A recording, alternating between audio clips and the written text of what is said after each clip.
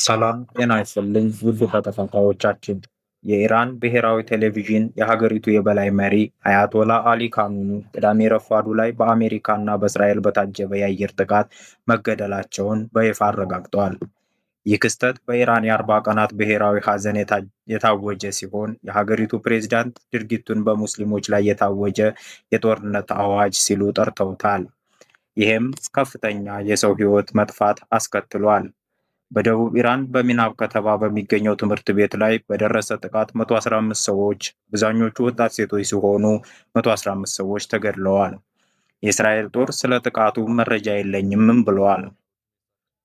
የኢራን ቀይ መስቀል ማህበር እንደገለጸው ጥቃቱ 24 ግዛቶች ያካለለ ሲሆን እስካሁን 201 ሰዎች ሲሞቱ 747 ሰዎች ደግሞ ቆስለዋል ብለዋል።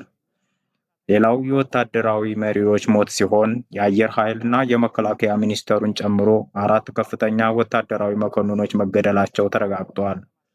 ኢራን ኦፕሬሽን ትሩ ፕሮሚስ 4 በሚባለው በክልሉ የሚገኙ የአሜሪካ ጦር ሰፈሮች ላይ ጥቃት መጀመሯን አስታውቃለች። በሪያድ፣ አቡዳቢ፣ ዱባይ፣ መናማ፣ ዶሃ እና ኩዌት የሚገኙ ወታደራዊ ይዞታዎች ላይ የድሮንና የሚሳኤል ጥቃት ተፈጽሟል። በእስራኤል ቴል አቪቭ ከተማ 40 የሚሆኑ ህንፃዎች ላይ ጉዳት ደርሷል። በፓኪስታን ካራንቺ በሚገኘው የአሜሪካ ቆንስላ ለመውረር በሞከሩት ተቃዋሚዎችና በፖሊስ መካከል በተፈጠረ ግጭት 6 ሰዎች ተገድለዋል። እስካሁን ባለው መረጃ መሰረት እሁድ ረፋዱ ላይ ድረስ ሁኔታው እጅግ እየተባባሰ ቀጥሏል። በቀጣይ በኢራን ውስጥ ያለው የስልጣን ሽግግርን እንመለከታለን። የኢራን የብሔራዊ ደህንነት ምክር ቤት ኃላፊ አሊ ላርጃኒ እንደገለጹት አዲስ የበላይ መሪ እስኪመጣ ድረስ ሀገሪቱን የሚመራ ጊዜያዊ የሶስትዮሽ ምክር ቤት ዛሬ ስራ ይጀምራል ብለዋል። ይህ ምክር ቤት የሀገሪቱ ፕሬዝዳንት፣ የፍትህ አካል ኃላፊና የጥበቃ ምክር ቤት አባላትን ያቀፈ ነው በማለት ገልጸዋል። በመላው ኢራን የ40 ቀናት ብሔራዊ ሐዘን የታወጀ ሲሆን በቴህራንና በኢስፋሃን ከተሞች ከፍተኛ ቁጥር ያለው ህዝባዊ አሜሪካ እና እስራኤላውያን የሚቃወም ሰልፍ እየወጡ ነው። በሌላ በኩል የወታደራዊ ጥቃቶች እየቀጠሉም ነው ተባለ። በእስራኤል ቴል አቪቭ እና አካባቢው በሚኖሩ ዜጎች ከመጠለያ እንዳይወጡ ጥብቅ ትዕዛዝ ተሰጥቷቸዋል። የኢራን ሚሳኤሎች በከተማዋ ላይ በደረሱበት አካባቢ ከፍተኛ ውድመት ማድረሳቸውም ተገልጿል። በባህረ ሰላጤ ላይም አዲስ ዜና አለ። በሳውዲ አረቢያ ዋና ከተማ ሪያድ ምስራቃዊ ክፍል ዛሬ ጠዋት ኃይለኛው ፍንዳታዎች ተሰምተዋል። ኢራን በክልሉ ያሉ የአሜሪካ የጦር ሰፈሮች ኢላማ ማድረጓን ቀጥላለች። እስካሁን በገለልተኝነት የምትታወቀው ኦማን ሳይቀር እንኳን በዱቀም ወደብ ላይ የድሮን ጥቃት ደርሶባታል። ይህም ጦርነቱ ወደ መላ ቀጣና እየተስፋፋ መሆኑን ያሳያል። ለዚህም ተግባር የተለያዩ የዓለም አቀፍ ግብረ መልሶች እየተሰሙ ነው ተብሏል። የመጀመሪያው አሜሪካ ስትሆን የዋይት ሃውስ እና የፔንታጎን ባለስልጣናት ስለ ጥቃቱና ስለ ካሚኒ መገደል የሚከተሉትን ዋና ዋና መግለጫዎች ሰጥተዋል። የመጀመሪያው የጥቃቱ ዓላማ ሲሆን አሜሪካ ጥቃቱን የፈጸመችው ቀጥተኛና ሊመጣ ያለን ስጋት ለመከላከል መሆኑን ገልጻለች።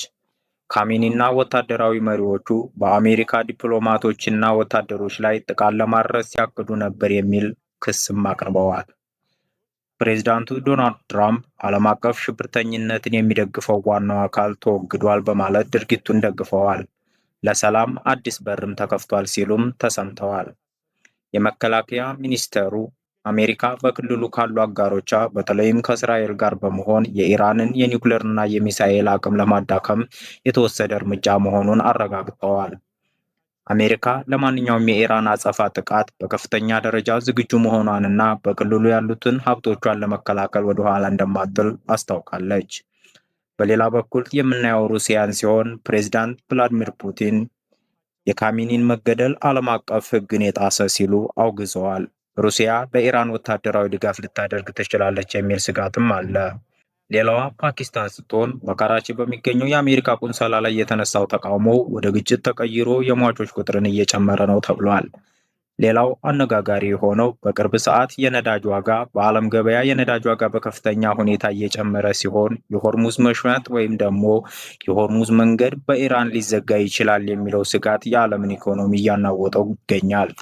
የእስራኤል ጦር እሁድ ዕለት በሰጠው መግለጫ በደቡብ ኢራን ቢያንስ 115 ሰዎች ለህልፈት ስለተዳረገው የአሜሪካ ወይም የእስራኤል አየር ጥቃት መረጃ የለኝም ብሏል። የጦር ኃይሉ ቃል አቀባይ ሌተናል ኮሎኔል ናዳፍ ሾሻኒ በሰጡት ጋዜጣዊ መግለጫ በዚህ ደረጃ በዚያ ቦታ ላይ ስለተፈጸመው የእስራኤልም ሆነ የአሜሪካ የአየር ጥቃትን ምንም አይነት እውቅና የለንም፣ እኛ የምንንቀሳቀሰው እጅግ በጣም በረቀቀ ጥንቃቄ ነው ብለዋል።